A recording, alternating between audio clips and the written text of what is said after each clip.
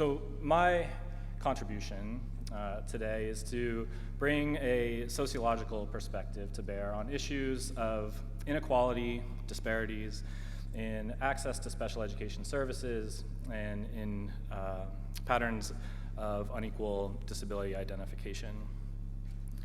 By focusing on the role of social context, or it would probably be more accurate to say multiple, oftentimes overlapping social contexts, we think about disability as something that doesn't necessarily reside purely in the individual, purely as an intrinsic sort of built-in characteristic in the way that I might talk about my brown hair or my blue eyes or my nearsightedness, my learning disability.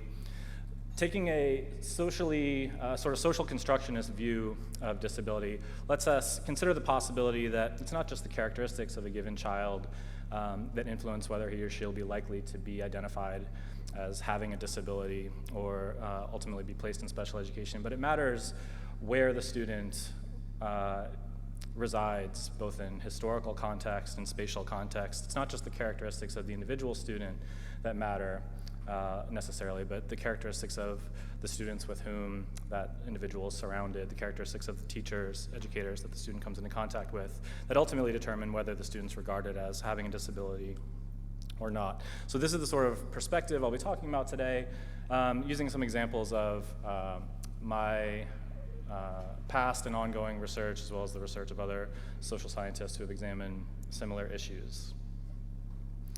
I guess it was about a year and a half ago, another really excellent thing about UC Davis. I wasn't intending for this to be a commercial for UC Davis, I promise, but it really is a great thing. We have this campus community book project. So every year, the campus community, which means faculty and students and administrators, come together and they select a book that's going to be the focus of courses across the undergraduate curriculum over the course of the school year. People from a variety of disciplines will assign this book to their students. They'll discuss it from a variety of perspectives, and over the course of the school year, there's a series of lectures and presentations and exhibitions of artwork and so forth that all sort of culminates in a lecture or a series of lectures by the author of that book, the book that was selected for the given year. And so it was about a year ago that our campus selected Temple Grandin's excellent book, Thinking in Pictures, to be the focus of the campus community book project. And I was asked to give a lecture as part of that series. It's where I met Elizabeth, how I sort of ended up getting invited here, which is a nice bit of serendipity. But in the process of reading Professor Grandin's book, I came across this quote that relates very closely to the motivation for this line of research that I'll be talking about today. So when she says that, unfortunately, diagnosing autism is not like diagnosing measles or a specific chromosomal defect. It's diagnosed by observing a child's behavior. There's no blood test or brain scan that can give an absolute diagnosis. What's true of autism and autism spectrum disorders in this case is true of other high incidence disability categories, categories that the majority of students receiving special education services in American schools are classified as having. This reliance on observational diagnosis that's based on comparing a child's demonstrated behaviors, outcomes, patterns of achievement, experiences in the classroom to some set of normative expectations for how children should behave, should be achieving, opens the door for social context to wield an influence on the special education placement process.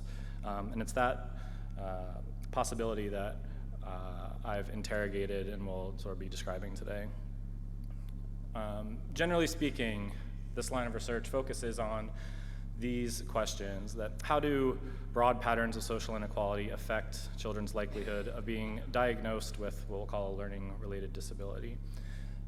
Inequality across the social context that children experience over the course of their lives. How do these experiences translate into unequal probabilities of being identified as a person who has a disability or one who doesn't? Then turning this idea of social context potential influence on individuals' disability identification toward the question of where the sources of disproportionality and unequal access to special education services stem from is the second sort of thread of research. So before really getting into it, I think I will spend a minute or two defining some of these bolded terms on the slide. When we say learning-related disability, I'm referring to a class of disabilities that are also referred to as the high incidence disabilities. In some segments of the literature, referred to as judgmental disabilities for precisely the reason that Professor Grandin was referring, that it relies on professional judgment to identify a disability as opposed to a blood test or a brain scan. For example, learning disabilities, emotional disturbance, speech language impairment. These account for the bulk of special education placements, with learning disabilities alone accounting for 2 out of every 5 special education placements in US public schools. The issue of disproportionality is one that has a long and at times tumultuous history of debates in the field of education, only more recently in sociology. Understanding the causes and consequences of unequal access to or placement in special education has been a puzzle that remains to be completely solved. The various threads of cause and effect remain somewhat entangled. When we say, when others, including, I guess, me, other people too, when we say disproportionality, most often we're talking about overrepresentation, which means that there are more students from a particular group in special education than we would expect based on their relative size in the overall student population. So a wealth of prior research demonstrates that students who are poorer with respect to their economic resources, boys, African American, Latino, American Indian students are all overrepresented in special education by this criterion. This is what overrepresentation looks like in our state. So the top set of figures reflects the proportionate representation of different racial and ethnic groups in the overall public school student body in the state of California. And then below that, we see the racial and ethnic breakdown of special education students in California. Disproportionality and overrepresentation looks like this. So if you were to randomly select a student from the overall public school population in California, there's a 6% chance you would identify an African American student. If you did the same random selection from the population of special education students, your probability goes up to nearly 9%. So there's a 50% increase in the representation of African American students in special education relative to their representation in the overall student body. This is what disproportionality often refers to. If you are reading through the other numbers on these tables, you might notice another sort of discrepancy, in fact, sort of by definition, another type of disproportionality. The fact that Asian American students in California make up nearly 9% of the student population, but less than 5% of the special education population. This is also, by definition, a type of disproportionality, but it's one that receives far less attention in the research literature and is also not going to receive attention from me today, right now. But I think it's worth noting, and we're thinking about whether some of the processes that I'll be describing, some of the relationships among context and individual students' experiences that help explain overrepresentation of students from African American and Latino backgrounds might also help to explain why we see comparatively few Asian American students in special education. It's also my hope that in the future, sort of ongoing research will turn a keener eye toward this issue. Okay, so there is this enduring, well-established pattern across schools in the United States over time, for basically as long as researchers have been studying this issue, of overrepresentation in special education among students from African American and American Indian, Alaska Native backgrounds, especially. The literature on Latino students' representation is somewhat more mixed, although it skews toward overrepresentation. A question that I and others have asked is how much of this disproportionality is due to the various social contexts that young students inhabit as they go through their early education careers. This refers to their early childhood household contexts, the family context in which they grow up in the preschool years, the context of their schools and classrooms once they begin elementary school, and then the sort of within school contexts of special programming and differentiated curricula that students experience as they progress through the elementary school years. We'll go through some findings regarding each of these contexts independently, and also how they interact to shape children's likelihood of being identified with a disability and being placed in special education in the elementary school years.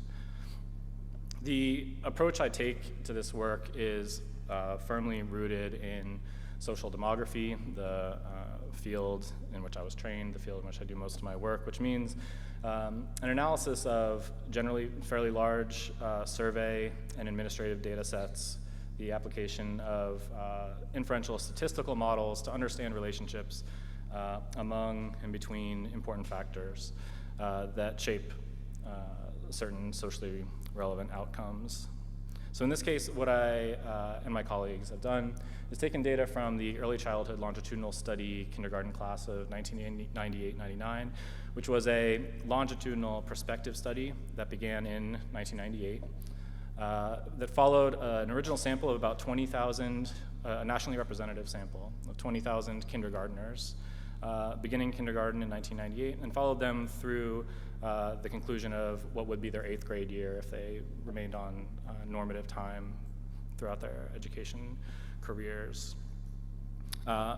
Here I'll be talking about findings from the sample of students who remained in the study through the end of 5th grade, so up until the transition to middle school for most of these students. It constitutes about 11,000 children in 970 schools. And the ECLSK contains a wealth of information about these individual children in terms of their education experiences and outcomes, also their family characteristics, the family structure changes therein over time, and a great deal of information about their classrooms, teachers, and schools as well. So combining this wealth of information from a nationally representative sample of children followed over time, we're able to tease out the independent influences of a lot of these contextual factors that we hypothesize are important. So using these data, we build statistical models that predict students' odds of special education placement based on an array of factors here. I'll focus mostly on social context, and to the extent that individual characteristics are linked to social contexts, children's individual factors as well. The first set of data that I showed you, the racial and ethnic breakdown of California students, used one approach to conceptualizing disproportionality. I think it's the most straightforward and easily understood conceptualization of disproportionality. That is, if there are more students from a particular subpopulation in one subset of the overall student population than in the overall population, they're overrepresented. What we see here is a breakdown of representation in different disability categories that takes a different approach toward conceptualizing disproportionality. So if in the first example we were saying the probability of randomly selecting an African American student from these two different populations of students in California schools was represented by those percentages, this would be the figures shown on this table are more akin to representing the probability of selecting a student who is in special education or who has a particular type of disability if sampling from each of these individual race or ethnic categories. So if we pay attention to the first column, in the first two numbers in that column, this is a different way of portraying disproportionality. The fact that non-Latino white students have a proportionate representation in special education of 8.8%, so 8.8% of non-Latino white students by the time they were in 5th grade were receiving special education services. The number for African American students is 10.6, a bigger number, a higher proportionate representation. There's an inequality there. You can see that the overall special education placement rates for Latino and white students are identical in the first column, but this is why it's important to disaggregate by disability type. For example, if we go over to the learning disabilities column, you can see that Latino students are more dramatically overrepresented in that category than African American students, either if the comparison group is non-Latino whites. So I guess I should, after just calling attention to the fact that it's important to disaggregate by disability type, I'm going to stop doing that and do, I guess, what's implied as the less good thing and sort of give overall patterns of relationships for placement in special education generally. The reason is that while the paper that the analyses I'll be summarizing today are presented in show models that are disaggregated by disability type, the substantive pattern of results is consistent and the same. So to hope to make things a little bit more concise and coherent, I'll give you sort of one set of relationships that apply in general to all the learning-related disability categories. The first context to which we turned attention was the early childhood developmental context of the family. We began by accounting for families' socioeconomic status, which we measured as parents' annual income in the year preceding data collection, parents' educational attainment, the number of years of education they received, as well as the highest degree they received, and the prestige of the parents' occupations as rated by an occupational prestige scale that's very commonly used in the social sciences. The reason we look at socioeconomic status is there's a clear, well-established link between family SES and special education placement that goes like this. Higher SES is associated with lower likelihood of special education placement. This is a finding that we've known about for a while. Understanding where that finding comes from has been somewhat more of a challenge.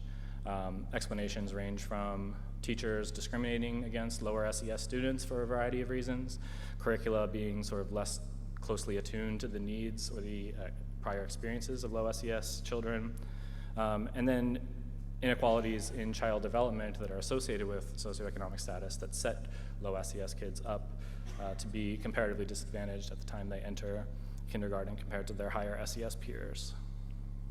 When we account for family socioeconomic status statistically, what we observe is that the unadjusted patterns of overrepresentation in special education among African American and Latino students that I showed you previously disappear, essentially. They're explained by differences in family socioeconomic status, which raises this question. Why? What do those things have to do with one another? Why would accounting for differences in family socioeconomic status explain patterns of overrepresentation in special education? To begin, it's important to remind ourselves that ours is a deeply unequal society in the United States, that the link between race and ethnicity and poverty or lack of material resources is enduring and quite powerful. The figure on the left, I apologize, that's hard to read. It's definitely hard to read on the computer I have up here. I imagine it's tough for the audience. The figure on the left shows trend lines over time in the percentage of children from different racial and ethnic backgrounds who live in families with annual incomes below 200% of the federal poverty line. So a few things to note in this graph. First of all, that the gap between the collection of lines at the top and near the bottom has been relatively stable over the past decade. Both sets of trend lines experienced an uptick around the recession in 2008, but we haven't seen any sort of reduction in experiences of low income between children from non-white and non-Asian backgrounds and the non-Latino white and Asian families. Another thing to note is exactly how high these rates are for African American, American Indian, and Latino students, approaching 2/3 of students, of children, I should say, from these backgrounds living in families with incomes below 200% of the poverty line. To make sense of that, I assume it's probably helpful to know what the poverty line is. So 200% is twice that line. Maybe that's too generous. Maybe I'm casting too wide a net by considering that low income. In 2015, the federal poverty line for a family of two, think of it as a parent and a child living together, was a little bit less than $16,000 a year. If you break that into hourly wages, a person working full-time, 40 hours a week, would have to earn $7.66 per hour to meet the federal poverty line. Do we know what the federal minimum wage is? $7.25. So we don't guarantee a poverty level wage to families, especially, and we are defining poverty as a very, very low level of income. For a family of four, the poverty line is a little bit more than $24,000. So you can imagine the challenges that would come from raising a family somewhere like, I don't know, Davis, California, on $24,000 a year.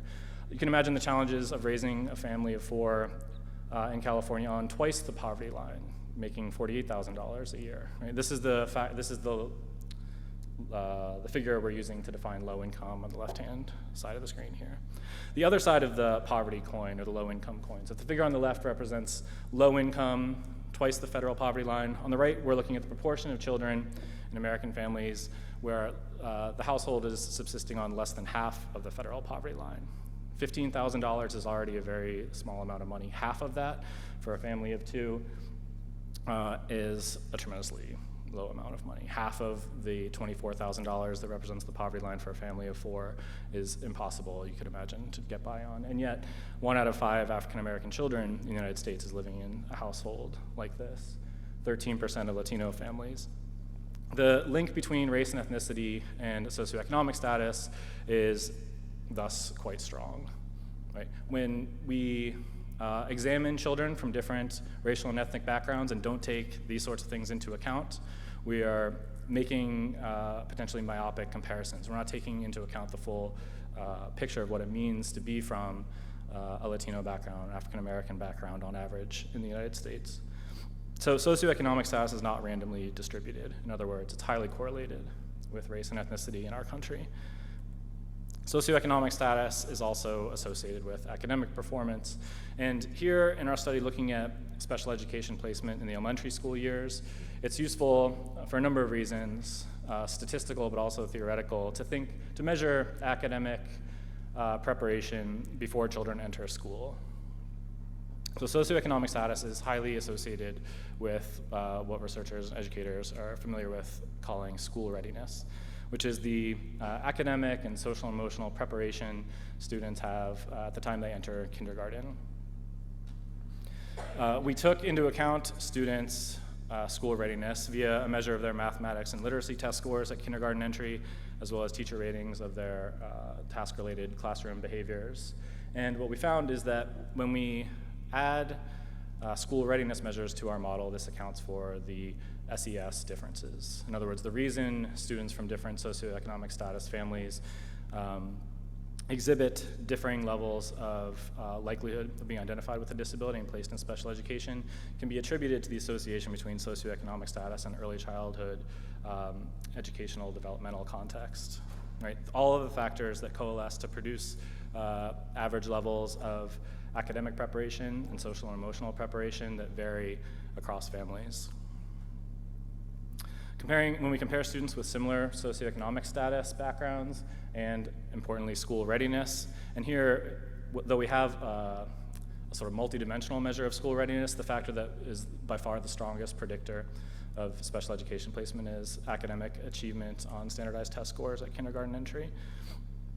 When we control for these factors, what we find is that children of color, African-American children, Latino children, are significantly underrepresented in special education, which is a factor we'll explore further in just a moment. So it's not only the fact that the socioeconomic status that's highly associated with both race, ethnicity, and academic and social and emotional preparation explain differences in race and ethnicity. If that were the case, what our results would look like is after we account for these factors, there would be no differences across racial and ethnic groups. Non-Latino white, African-American, Latino children, they would all experience the same levels of likelihood of being identified with a disability if disability risk were distributed randomly with respect or conditional to these factors. But we see something a little bit different. We see not only that this disproportionality has been sort of erased or explained away, but a new disproportionality has been introduced, the opposite relationship, where non-Latino white students have significantly higher likelihood of special education placement than students of color. So this requires further explanation, further exploration as well. And here we turn attention to a second type of context. Okay, actually, so before I turn attention, this is a summary slide. So ethnoracial inequalities in SES and school readiness explain minority student overrepresentation. My interpretation of these, so some scholars have looked at these results, found similar results in other studies, other sources of data, and interpreted this as evidence that we should be placing more minority students in special education. I view these results as suggestive of a different set of implications. I think that this pattern of disproportionality is evidence of just one of many social and educational symptoms of the deep and persistent inequalities in American society, that the solution lies not sort of downstream in putting more minority students in special education necessarily, but rather working to obviate those inequalities in socioeconomic status that are so closely associated with the race and ethnicity that students happen to be born with. Okay, so there are factors at play that are, I think, of great interest to sociologists and probably to educators as well, that are the cause of this flipping of the pattern of disproportionality. To present a very highly stylized and simplified description of the typical pathway towards special education placement for a learning-related disability, I'll just sort of identify these three key points. For the most part, and again, going back to Professor Grandin's point about the lack of a physiological or biological test for things like learning disability or an emotional or behavioral disorder, the way students are most often identified with one of these disabilities is by their classroom teacher once they've entered school. It's not typically a pediatrician. It's typically a classroom teacher who refers the student for disability assessment in response to the student evincing some sort of non-normative behavior or performance in the classroom. Based on that referral, some number of students are eventually placed in special education. Estimates at the population level of the proportion of students who are referred for special education placement vary, but even if we take the lowest estimate, it's still most. So most of the time, when a student's teacher refers the student for special education evaluation, that student ends up being placed in special education, which turns our attention back toward this very first step. What is it about some students in some contexts that raises a red flag in the eyes of the teacher? Why is it that some students trigger this concern among their classroom teachers and others don't? I think the emphasis should fall on the non-normative aspect here, that teachers have and other educators have a set of expectations for how students are going to behave, how they're going to demonstrate their ability in the classroom setting. And when students violate those expectations, it raises concerns, legitimate concerns among teachers, and teachers look for avenues toward remediating those challenges that students are experiencing. The fact that educators rely on their normative expectations leads us to ask what normative expectations are. We suppose that teachers' judgments of normal and abnormal behavior, adequate or inadequate academic performance, involve comparing the child to a reference group, and it's not the reference group of all, let's say, 7-year-olds on the planet Earth and their average levels of behavior or academic achievement. It's not even the average performance of all 8-year-olds in their state or in their county necessarily. It's the average performance of other 8-year-olds that are in the same school or that the educators have encountered or experienced over the course of their careers that matters most. What this leads us to is a fairly straightforward and simple supposition that a given student will appear worse when he or she's being compared to a higher achieving group of students than when she's being compared to a lower achieving group of students. Illustrated graphically, it looks something like this that requires a little bit of explanation. So this figure presents actual test score distributions from 2 elementary schools in the data set that I've been analyzing. Along the x-axis, you have the average test score of students in the school normed to across the entire sample of 11,000 students in 970 schools. So the score of 0 is the national average test score. And the dark circles on the 2 curves represent the average fall of kindergarten test score for students who were subsequently placed in special education with a learning-related disability. It's important to note that placement in special education is not determined entirely by test score, right? It's not as if students take a test and then based on their score they're either placed or not placed in special education.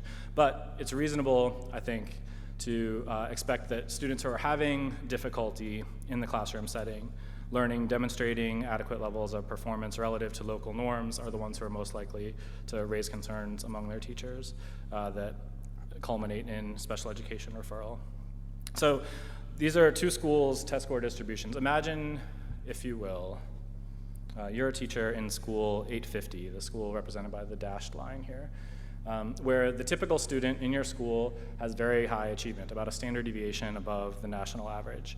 If one student in your classroom has the performance indicated by the student with the filled-in circle, think about how likely you might be to be concerned about that student. Wonder if there's something more that you could do to help that student's achievement rise to the level of his or her peers. Look for solutions to the problem that seems to be manifesting in low achievement for this student. Now imagine you're a teacher in school 1271, the school with the solid line, and you encounter a student with the exact same level of performance. Think about how your reaction might differ to that student, how you might approach that student. This student is average, is actually slightly above average performer for your classroom. Is this going to be the student that raises a red flag for you, that you direct your attention to, whose problems you seek to solve? There's half of your class that has lower achievement. Are you not going to be more concerned about those students' performance? We hypothesize that this sort of mechanism, this contextual effect that's sometimes called a frog pond effect in the psychology literature, with going back to the idea of a big frog and a little, I always heard it as fish, but apparently some psychologist in 1967 heard of it as frogs, big frog in a little pond and little frog in a big pond. This relative comparison to the local reference group underlies the process that kicks off this cascading special education referral process. In essence, we have two identical students.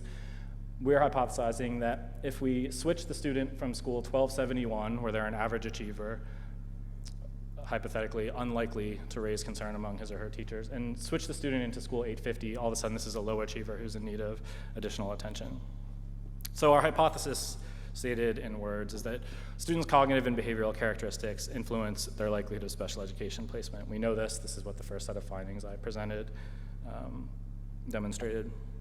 But then above and beyond these individual level effects, school context wields an influence such that children in higher performing and or better behaved on average schools will be more likely to be placed in special education than similarly performing students with similar backgrounds who attend schools with lower average levels of performance or classroom behavior. Okay, the same hypothesis we have about performance and behavior applies to socioeconomic status, where we're hypothesizing that if we substitute socioeconomic status for academic achievement, we think a similar process will occur.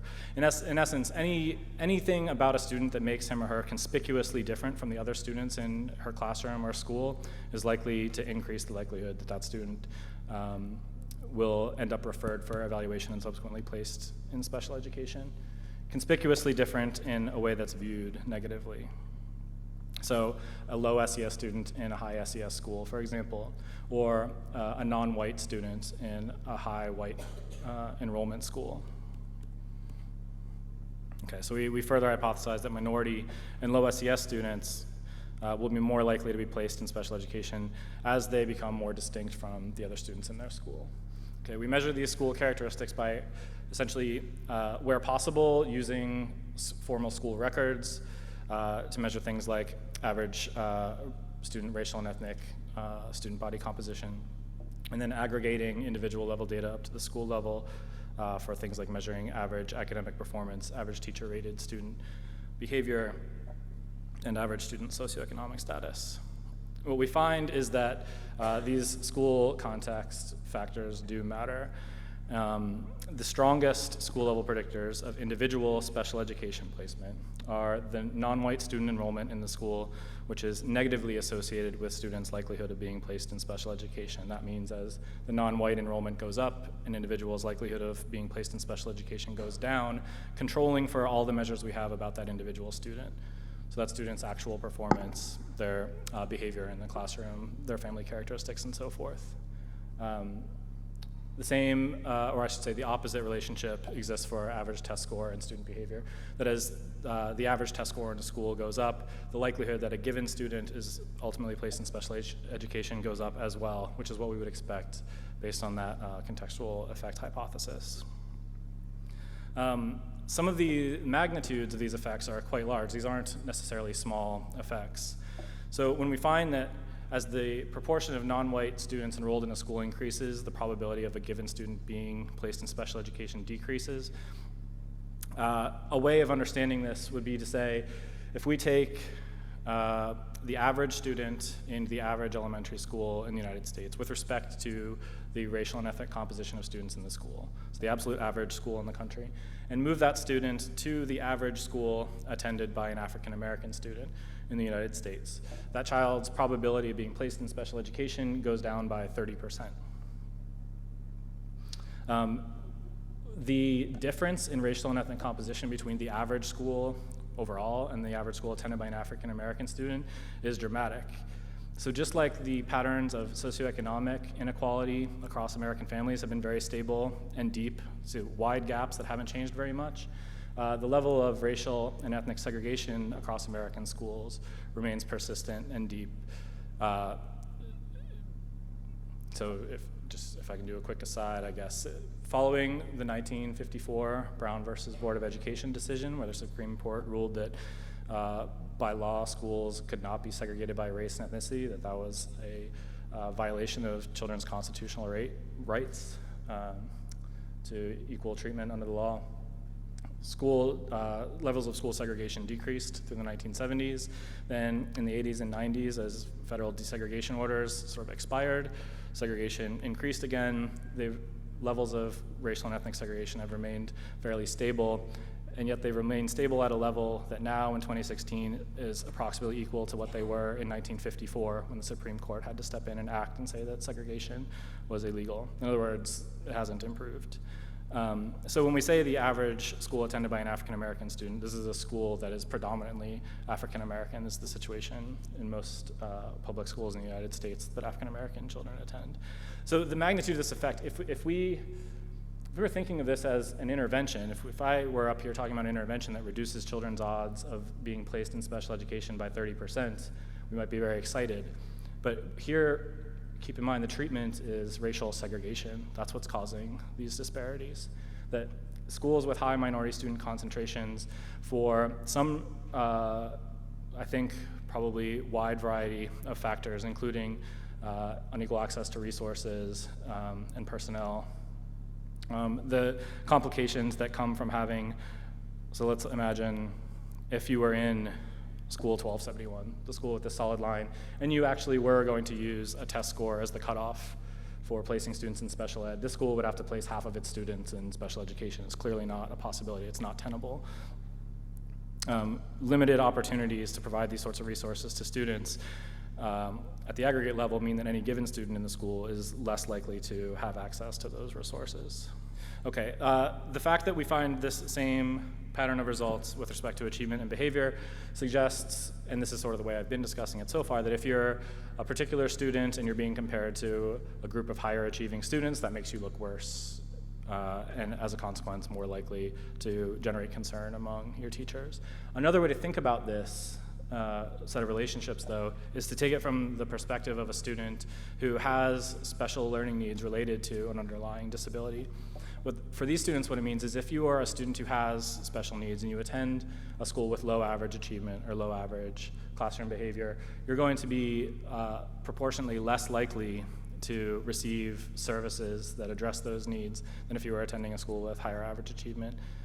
Essentially, resources are strained, expectations for students, behavior and performance are different, and there's a constellation of factors that make it less likely that a student with special needs will have those needs met in schools that are, on average, composed of students with lower average achievement and lower average behavior. When we combine the patterns of segregation, not just along racial and ethnic lines, but along socioeconomic lines, where actually we've seen the biggest increases in segregation in recent years.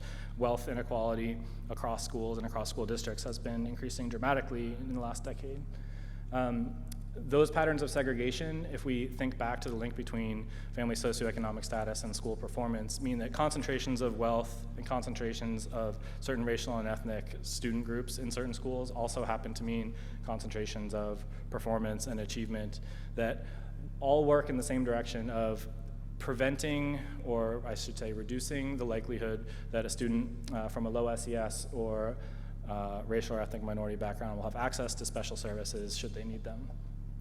So in this way, we have a family context, the early childhood developmental context, that tends to increase the likelihood that students from low SES, African American, Latino backgrounds will be placed in special education, a factor that's explained by the link between those early childhood resources and school readiness.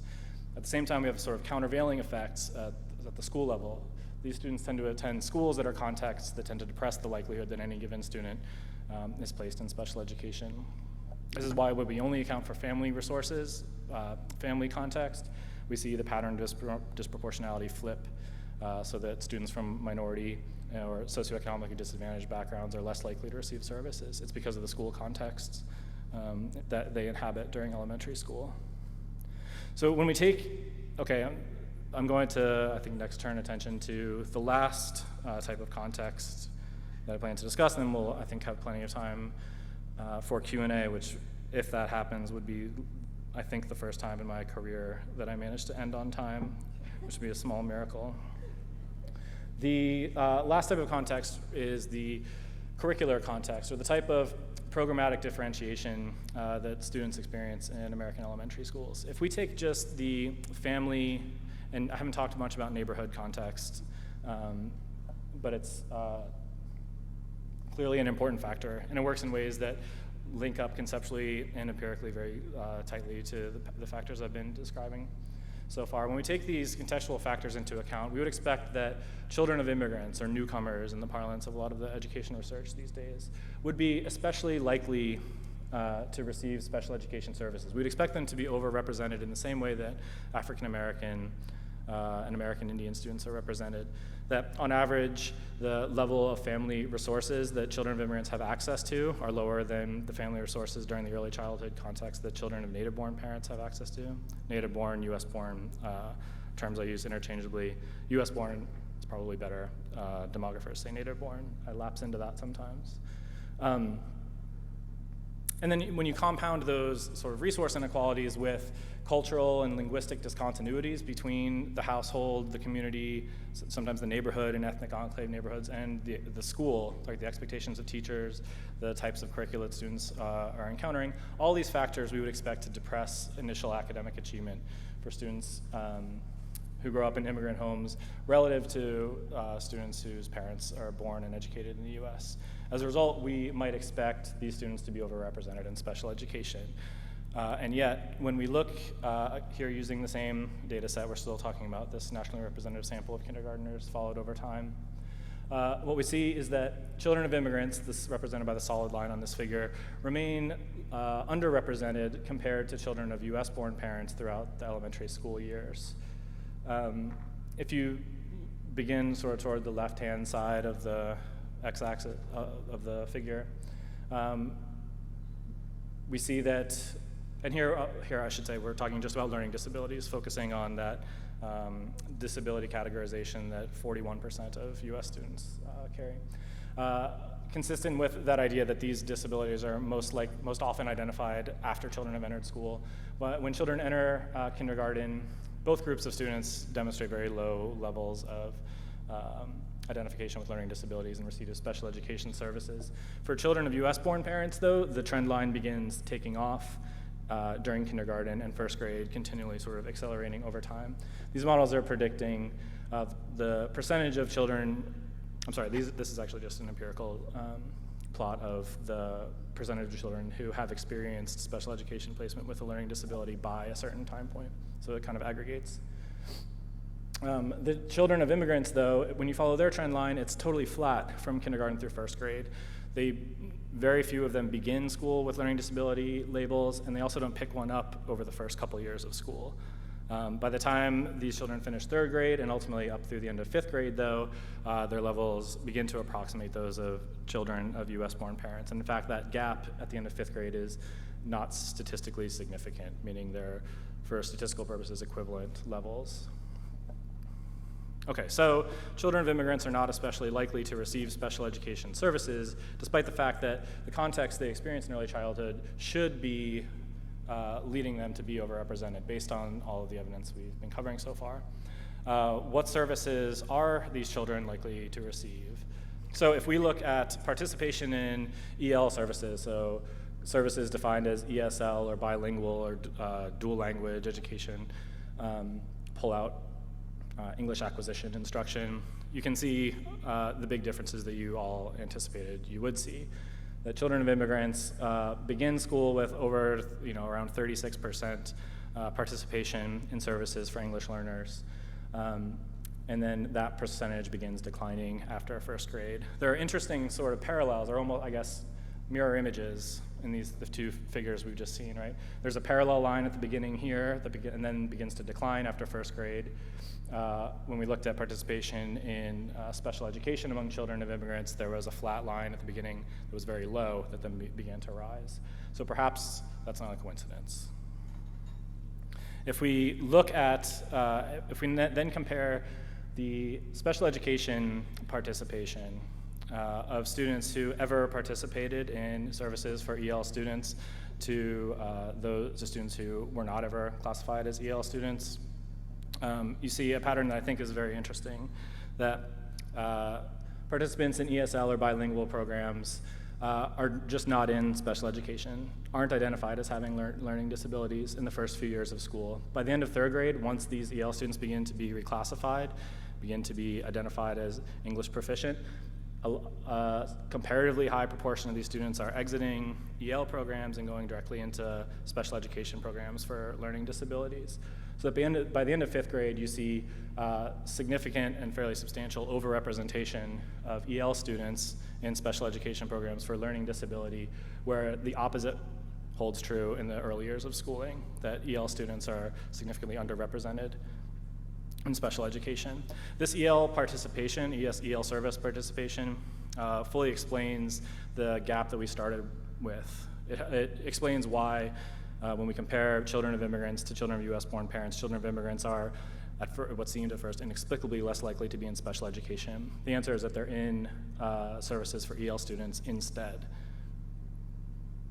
Once they transition out of EL services, then the overrepresentation that in some ways we expected to see becomes evident.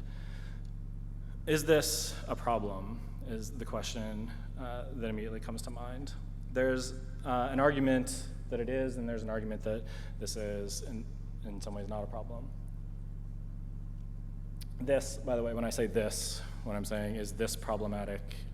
What I mean is this pattern of delayed identification of learning disabilities among children of immigrants and delayed remediation of those disabilities through special education services. On the positive side, this pattern prevents inappropriate special education placement for children whose learning challenges stem not from an underlying disability, but from an unfamiliarity with English.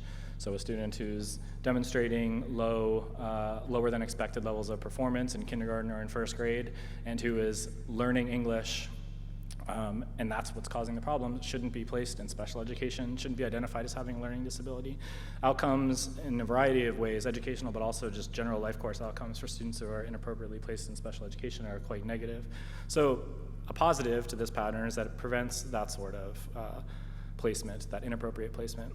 On the downside, for students in immigrant families who have English learning needs and also have needs related to a disability, this could be a quite negative experience. This could be a source of major disadvantage.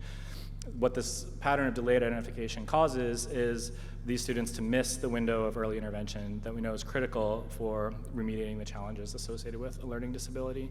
If students have these learning needs, and those needs aren't being met until they're in the 5th grade or 6th grade, right, you can imagine how far behind they've fallen relative not just to their peers, but to where they might have been had they received the special services they in fact need during the early intervention window.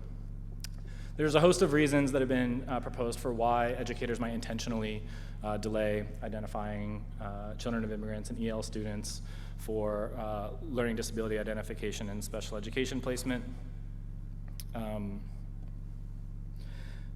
A key thing to keep in mind, I think, is that these patterns can arise not due to teachers being racist, teachers discriminating against newcomer students, teachers trying to hold them back, but rather trying to do the best thing for these students. best intentions could lead educators to try and avoid false positive identifications, to try and prevent students in immigrant families from being inappropriately placed in special education, in effect ruling out English facility or proficiency as the cause of learning challenges first. It could also be that students with learning disabilities can't benefit from special education settings until they have developed English proficiency. Some data that in the ECLS K data, for example, only 15% of special education teachers have any sort of training in bilingual or ESL education. There's twice as many teachers in general classrooms that have some experience with educating students from language minority backgrounds. So teachers who are trying to do the right thing for their students could rationally, logically, and ethically, I think, seek to rule out English proficiency as the cause of learning challenges before addressing or before turning to special education. However, for students in immigrant families who are English learners and who have learning disability needs, these sort of delays could seriously and substantially compound the challenges they're already facing, which are multiple. Teachers shouldn't be put in the position of making these sort of tough decisions about what's, I was going to say most beneficial, but it's really what's least harmful to students who are sort of caught between a couple of different programmatic interventions. There's, I think, clearly an overdue need to expand the use of culturally and linguistically sensitive approaches to learning disability identification and remediation so that it doesn't have to be this cost-benefit analysis that determines kids' early education trajectories, which are of the utmost consequence for their later careers. Okay, these are some of the studies whose findings I summarized. Should you be interested in looking them up? I'm also, I don't know if my email address is anywhere on the materials you have. It's on the internet. Google can tell you, and I would always be happy to sort of suggest other relevant research or answer questions you have by email should they come to you after the talk now. But we have 31 minutes and 34 seconds, according to my clock, for questions, and I'm happy to answer some of those now.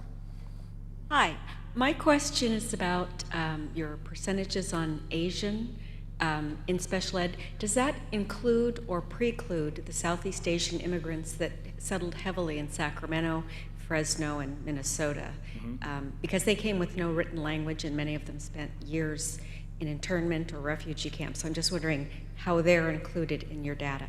Yeah, so those data are not from the ECLSK. That's California Department of Education data, and it's all students. You're talking about these figures? All students identified on their school records as being Asian American. So I assume that includes Hmong populations and all others.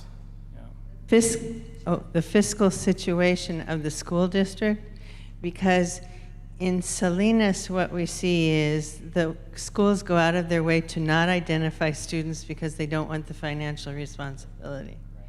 And I was going to argue with you about what you said about overrepresentation of minorities till you got farther along, because in Salinas, the school districts are about 60% Spanish-speaking students.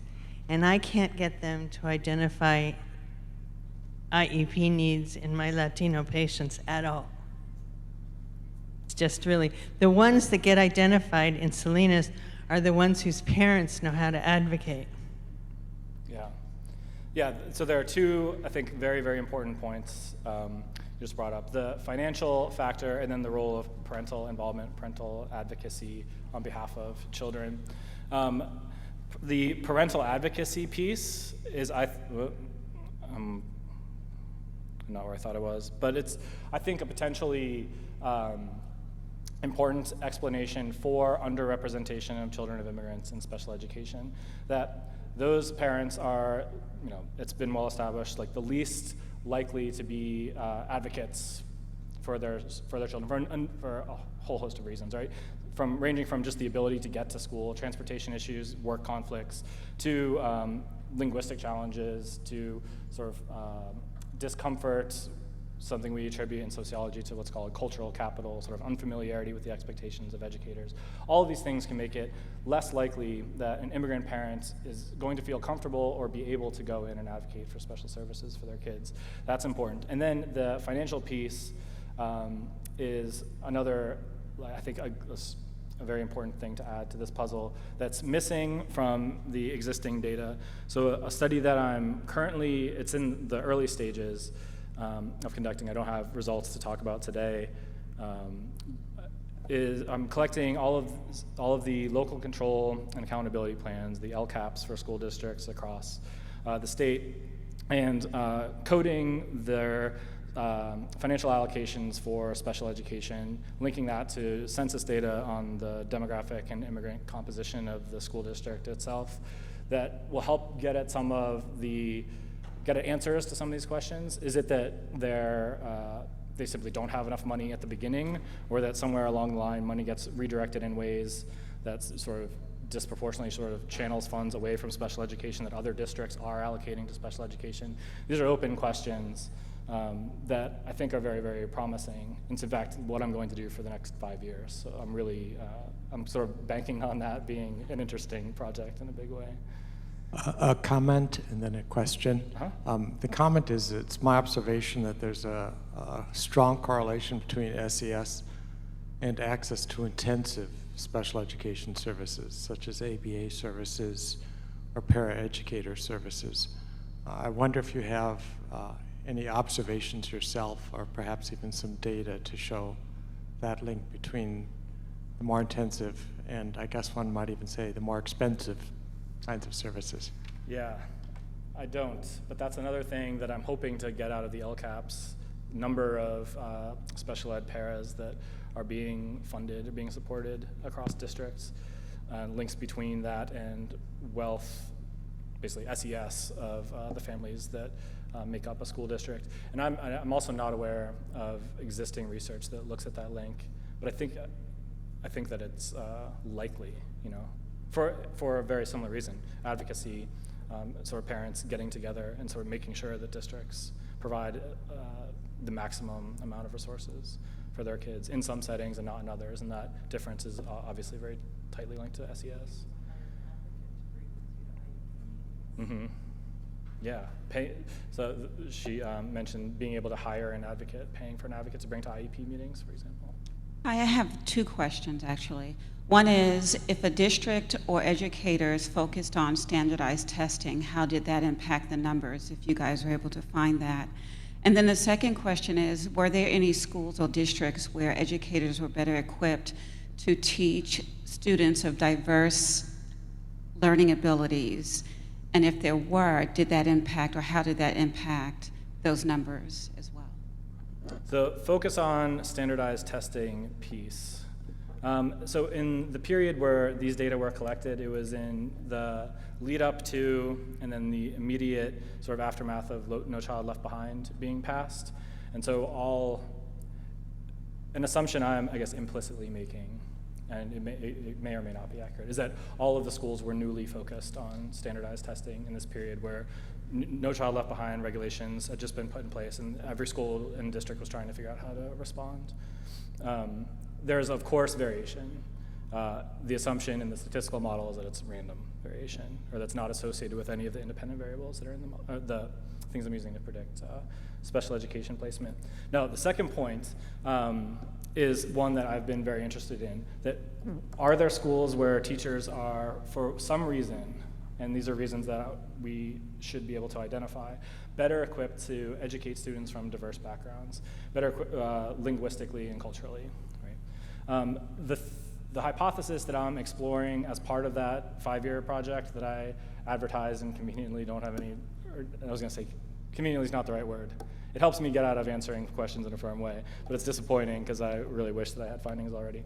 What I'm exploring is the link between the historical, the historical context of immigration at a school district level, and outcomes associated with special education and gifted education for children of immigrants in that school district, with the theory being that school districts that have a long history of Latino migration have institutions, including education, but other neighborhood and community institutions that are more familiar with the cultural and linguistic needs and characteristics of Latino immigrant populations than school districts that are located in what we call new immigrant destinations, which is really the story of contemporary Latino migration in the last 10 years, is the dispersion of Latino migrants out of traditional gateway areas in the Southwest and in California to new areas, including new schools and new school districts that have never had Latino students enrolled there, and all of a sudden are seeing a sharp rise in the proportion of Latino students. So my expectation is that in those schools, teachers, educators, school psychologists are going to be comparatively unfamiliar with those students and their families, and that students are probably going to suffer as a result in the form of inappropriate identifications, sort of ineffective and also inappropriate English acquisition service provision, and so forth. So that's that's another thing I'm going to explore but haven't yet. Comment. Oh. I think that more underrepresented minority children are placed in special ed because some teachers look at certain types of behavior, such as defiance, as, oh, this isn't some typical 8-year-old or kindergarten age behavior. This is defiance that should be diagnosed, and if you get an appropriate diagnosis, therefore 8-year-olds or kindergartners should be placed in some kind of special ed placement based on what is their typical behavior and not a behavior caused by some disability that the teacher doesn't know about. Yeah, and there's a really great book written by Beth Harry and Jeanette Klingner on, I think it's called Why Are So Many Black Students Placed in Special Education? Is that what you're thinking of? Have you read that? No. You should check it out. What they do, they take a totally different empirical approach than mine. They do an ethnography where they spend 2 years in these different schools, sitting in classrooms, watching the way teachers are interacting with students. And what they find is a tendency for teachers, and they say especially white female teachers, to refer black male students for special education evaluation for emotional and behavioral disturbance, because they're interpreting behaviors that other students in the classroom are exhibiting, the exact same thing, speaking out of turn they view as threatening in ways that they don't impute onto other students. And so I didn't talk about gender at all today, one of the things that I cut. But some of the biggest disparities are, I've done it, I ruined it all. Boys, if I could I'll just tell you, are way more likely to be placed in special ed than girls, subject to all of the statistical controls that are in all of these models. There's no explaining why boys are 77% more likely, after accounting for the teacher's own evaluations of the student's behavior, to be placed in special education for EBD than girls who teachers rated as having the exact same behaviors. That, combined with race, the intersection of race and gender, makes these things blow way up. Black boys in particular, a huge risk for that sort of referral, even when you account for what the kids are actually doing in class.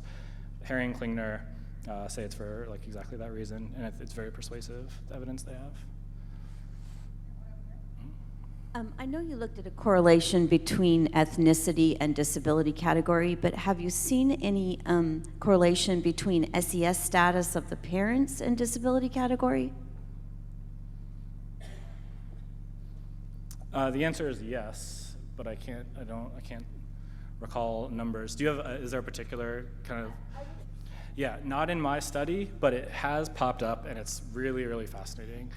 So if you couldn't hear in the back, the question was based on evidence that you've seen that SES composition of neighborhoods or school catchment areas is associated with the type of disability classifications that students tend to receive.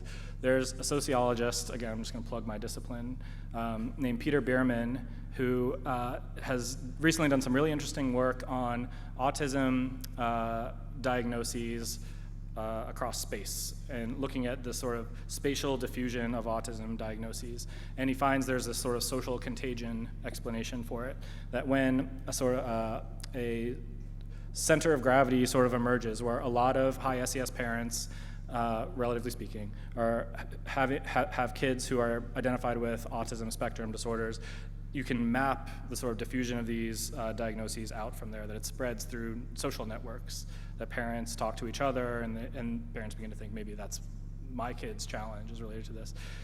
It's really, really fascinating stuff. There's also, I think, very interesting work on the changing correlation between socioeconomic status and disability and disability categorization over time, that the diagnosis of learning disability became a high SES or whiter disability over time, at the same time that intellectual disorders became a lower SES African American disability. There became a polarization along race and SES lines over time as these disability types became racialized or contextualized as linked to social status. It's strongly related to stigma, that as some disability categorizations become, well, there's a chicken and egg sort of thing, right, where as more high SES kids become identified with a certain disability, that loses some of its stigma. But part of the reason high SES parents advocate for a particular categorization over another is because it's seen as less stigmatizing over time. The same thing happened with ADHD over time as well. So it's not in my work. I can't claim to have done it, but I'll do it on behalf of my field. Email me and I'll send you some good papers. I have a comment. I'm a school psychologist. I practice in a Title I school district. We do have dual immersion, 2 classes. I'm very, very lucky to have Hispanic colleagues, and we share assessments. So when I need a Spanish assessment done, or a portion of, I get them to come and help, and then consult, or they take the whole thing, just depending on what needs to be done. So we're very successful in identifying early where there's a language issue, regardless of what language, it doesn't matter. We utilize the Woodcock-Munoz in kindergarten for everybody. I've been pecking away, saying we need to do this every year through elementary school or every other year through elementary. My dual immersion does both Woodcock-Munoz and English and Spanish every year. The dual immersions do. So they're seeing where both languages are at every year because they're doing dual. So that is really a wonderful baseline. It works really, really fabulous. It works really good for us as psychologists. It works really good not to over-identify. It really helps us pinpoint that. Early referral to speech language. We also have speech language pathologists at Spanish, so we're very lucky. We don't overrepresent. But what really makes me mad, when I was looking at where you were saying their children were redesignated, 3rd grade, it goes up, that's about the time. We're not redesignating very much until middle school, which according to Ortiz and Flanagan, 7 years basically of being exposed, if it's the typical, and nothing's ever typical. Then you're going to start assessing language, and they're out. They're not considered that. But 4th grade's really critical for me, and I get so angry that I've got kids that are ELs, and that's been their only intervention with some learning lab thrown in, and nobody's ever thought to come and consult and get some other strong language measures, something. But we do have good RTI, we have good student study teams, and I feel really good about it. But there's some things, you had me all over the place with all this information. I was like, oh yeah, no, wait a minute, hang on. And I've also worked with preformals where our lower socioeconomic are not getting that early identification. They move around a lot. Even my African American groups are moving around a lot. You know, you lose your job, you lose your home, you move. You move in with family, so on and so on. These kind of things are really critical too. Yeah. Nutrition is critical. I've identified many intellectual disabled, very young, because nobody knew, and they had a lot of other things going on. I also believe that our lower socioeconomic has a lot of toxic exposure that we can't even really quantify. So I just wanted to say thank you very much, and thanks for listening to me. Yeah, no, thank you. Appreciate As a special needs parent and advocate, based off of your research, do you know of a website that would list all of California, that would list out how much school districts are funded to get the best resources for our kids and services? That way it would have a ranking system of some sort? Yeah, I'm making it, trying to make it, yeah, because there's not a good one. I have a question. In terms of immigrants, I think we also have a problem with cultural bias of how important education is. And I only say that because I'm from Chicago. I am from parents of immigrants, but I think when we talk about immigrants, we come from many parts of the world. And I think that I have to say, based on my growing up in this country, there's definitely cultural biases on education. And certain immigrant populations place a high value of education, and regardless of economics, because most immigrants, when they come to this country, they're poor. That's the reality. But I think there's a cultural bias in certain peoples. Education is placed high, so these peoples do well. Other immigrant populations, education is not placed as high, and the children do not do as well. Do you see this? I mean, this is my bias, but Right. is there a reality? It's a pretty common explanation. It's a very parsimonious one. You say that there are disparities across immigrant groups in education, whether it's achievement or attainment. One sort of quick explanation is that these groups probably don't value education as much, otherwise they'd be achieving more. They're having higher attainment, but it's simply just not borne out in any survey, any rigorous data collection that's ever done among immigrants. When you think about the cost involved in immigrating, like what a family has to, or emigrating, I should say, what a family has to give up in terms of severing social ties, the financial costs, the stress, the worry to move to another country, there has to be a good reason for doing it. And we're talking about parents of young children. That reason, more often than not, is because they hope to provide their kids with better educational opportunities. In fact, immigrants from all cultural backgrounds, all national origins, universally report extremely high valuation of education, extremely high optimism for the hopes that their children can achieve more than they've achieved or were able to achieve through education in the US. So it is a commonly espoused perspective, and it has a sort of logical appeal, but it has no empirical basis. I actually have two questions that are a little bit different, but my first question is if you had seen any kind of research or any sort of disparity on, you'd mentioned children who had been stereotyped for having outbursts that had been labeled as aggressive, and I'm a parent of a child who in certain settings often has behavioral lack of behavioral typical behaviors. So she would just shut down, and because she's a girl with autism, it's really easy just to take care of the kids that are having behavioral excesses versus the deficits. Are there any sort of groups or any data on deficits, or is that just something that's difficult because you're dealing with putting out fires in classrooms? I know exactly what you mean, and I was doing all this nodding because it's like 80% of the way to me remembering where I've read this, but not all the way.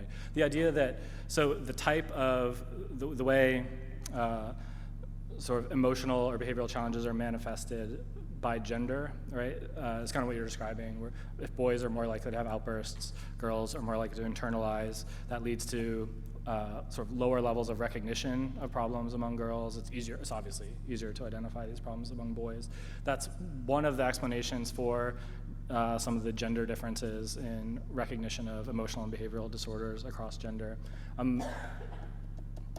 don't have a good or like the perfect study to recommend to you, but That's one of the things, like if you email me, it would be very quick for me to find it. Like I know it's in a folder on my computer. Okay. I promise. And my second question was just, I'm very interested in the work that you're talking about doing and wondering what else that there is to look at besides LCAPs, because I'm just guessing that those aren't going to show everything that leads to the recipe to success in good schools. I know, it would be great if it did, right? Because then you would have a document for every school district that explained exactly what it's like to be a teacher in a school in that district, or a student in a school in that district. But we know that's just not going to be the case. And it would also be great if LCAPs really did reflect the desires of a perfect cross-section of the parents in that district. There's this idea that there's going to be, the community representatives coming to these forums and having their sort of wishes and their expectations recognized. I think that's overly optimistic to think that that's exactly how it's going to work. So the other thing I'm doing, and I haven't done this yet, this is in the plan for 3 years from now, is interviews with teachers, principals, and superintendents across 12 school districts in communities with varying immigration histories, to talk to them about this exact issue. Like how does what's in the LCAP affect what they're doing day to day? How do their experiences affect what goes into the LCAP every year after it's renewed and revised? To try and get a handle on exactly how tight the link is between the stated formal policy and the on-the-ground experiences of teachers and students, and also parents. Talking to parents and teachers parents and students is a challenge due to sort of confidentiality concerns and IRB and stuff that I'm still working on. But I share your interest in getting additional sources of information, more than just what you could get from survey data or school records or these LCAPs, but people's own stories and experiences. Could you comment a little bit about the charter school movement in California and how that might be affecting the over-identification or under-identification? Yeah, I could talk a lot about that. I have a PhD student who's doing his dissertation on some of the work on charter schools in California and their effects on the surrounding public schools in various ways. He's looking at things like graduation rates and college readiness at high school level. But one of the big concerns when the charter school movement first started, one of the major concerns, and it's a concern that was borne out by data in a lot of places, New York City is a great example, was that charter schools would effectively screen out students with special needs. It's very expensive. It's twice as expensive in some cases to educate students with special needs than students who don't have special needs. And given the demands on charter schools, and often their motives, there are profit motives for charter schools, it's just a bad business decision to educate students with disabilities. And so there's a major concern that charter schools were going to find loopholes to screen out children with special needs so that they didn't have to effectively deal with them, provide services that the children were entitled to under our federal law. What that could cause is greater strain on local public schools to sort of carry that burden. If you're adding schools, but you're disproportionately clustering students with special needs in the traditional public schools, while the charter schools are creaming off, that's the phrase people use, the sort of easiest to educate, highest achieving students who are going to produce test scores that make the charter school look good, you're increasing the burden on the traditional public schools. And though this is something I haven't done myself, I'm not familiar with good research findings on this, that could lead to greater under-identification in the traditional public schools if they are facing a higher burden in terms of the number of students with special needs, but no equally adjusted financial sort of allocation for doing it. I think that I just talked myself into a great research study. I think we should collaborate. The UC Davis Mind Institute was created in 1998 with a promise to find cures for neurodevelopmental disorders. Every day, our physicians and researchers come closer to fulfilling that promise. Their groundbreaking research on autism, Fragile X syndrome, chromosome 22q11.2 deletion syndrome, ADHD, and other brain disorders are helping children achieve their fullest potential. Please visit our website to find out more about current studies, upcoming events, and how you can help make a difference.